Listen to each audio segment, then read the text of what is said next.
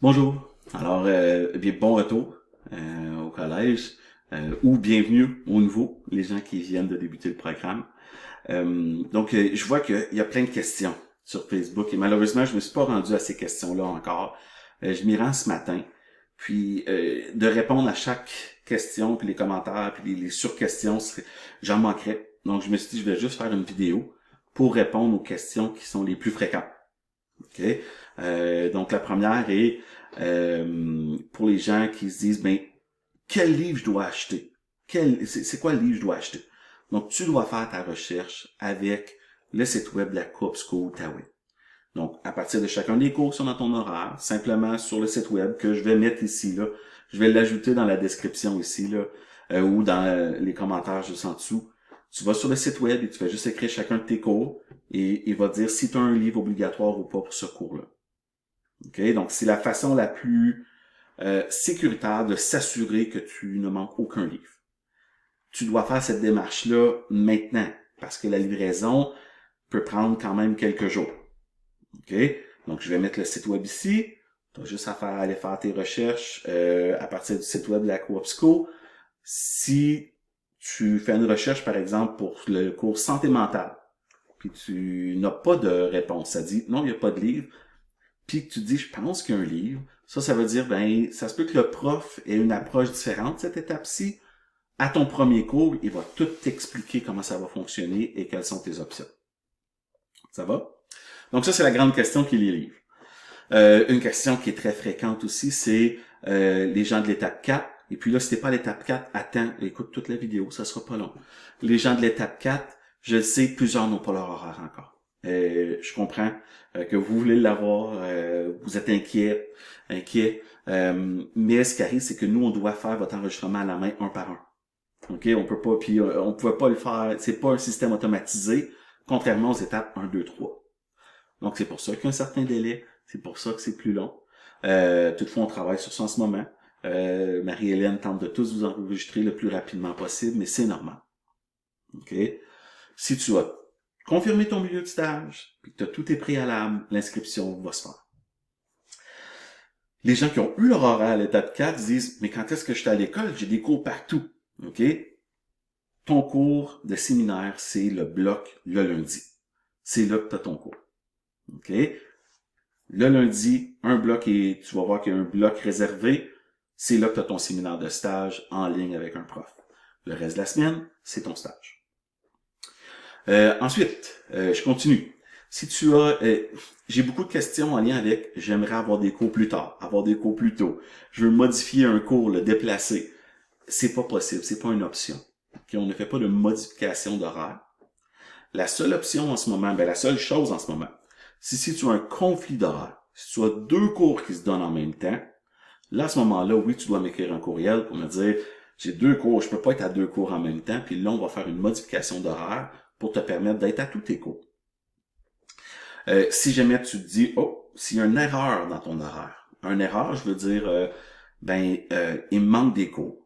Ou bien, j'ai déjà pris ce cours-là, puis le système, parce que c'est un système automatisé, me l'a redonné une deuxième fois. Oui, écris-moi un courriel, je vais faire le suivi rapidement avec le registraire pour pouvoir faire les modifications. OK? Mais seulement si c'est un conflit d'horaire ou des cours qui reviennent, il te manque des cours seulement pour ça. Ça marche? Donc ça, c'est pour la grande question des horaires. Je crois que ça, c'était les questions les plus populaires que j'ai vues en ligne. Mais j'aimerais aussi te donner une recommandation avant de quitter. La première étant, quand tu dois remettre un travail dans le pigeonnier à un professeur, assure-toi de remettre le bon travail. OK? Puis, ça a été une erreur pour... C'est juste quelques personnes, mais je veux le mentionner quand même. OK? Quand tu remets un travail dans le pigeonnier, tu dois t'assurer de remettre le bon travail. La meilleure façon de t'assurer de remettre le bon travail serait de donner un titre significatif à ton document, au lieu de juste garder le titre du document que tu as reçu pour travailler, dans lequel tu dois travailler. Okay? Donc, quand tu télécharges un document, par exemple un examen pour le rédiger à la maison, change le titre, mets ton nom, le nom du cours, une description, tu vas t'assurer de donner le bon. Parce que si tu remets pas le bon document dans le pigeonnier, C'est comme si tu quittes la salle de classe puis que tu remets les mauvaises feuilles. Nous, on n'a pas le choix de te donner 0. On peut pas te dire, ah, OK, mais remets-le-moi une semaine plus tard, quand on est rendu là dans la correction, puis on voit que tu n'as pas donné la bonne copie. De plus, si jamais, OK, puis c'est une situation très exceptionnelle, mais si tu dois t'absenter d'une évaluation, OK, et ici, je ne fais pas référence à tu devais remettre un travail écrit que tu avais plusieurs semaines pour le rédiger. Si c'est un test, par exemple, de midi à 3, tu avais un test dans le cours problématique de la violence, OK, et puis tu es malade, okay? Que tu es à l'hôpital, que tu es hospitalisé ou tu as un accident d'auto. Tu sais, ce sont des exceptions, OK? Donc, s'il y a une exception qui fait en sorte que tu peux pas te présenter, OK? Mais si tu es malade, tu dois aviser le professeur avant le cours, OK? Ou le plus rapidement possible, suite à l'évaluation. Le plus rapidement possible, ça c'est suite à l'évaluation, le lendemain ou plus tard, mais pas 6 jours plus tard, pas une semaine plus tard. Malheureusement, et puis je vous invite à consulter votre guide de programme, l'évaluation et votre demande va être refusée. On ne peut pas accorder à quelqu'un sa demande de faire une reprise d'évaluation s'il l'a fait une semaine plus tard. Il est trop tard. Okay? Donc, vous devez aviser le plus rapidement possible votre prof.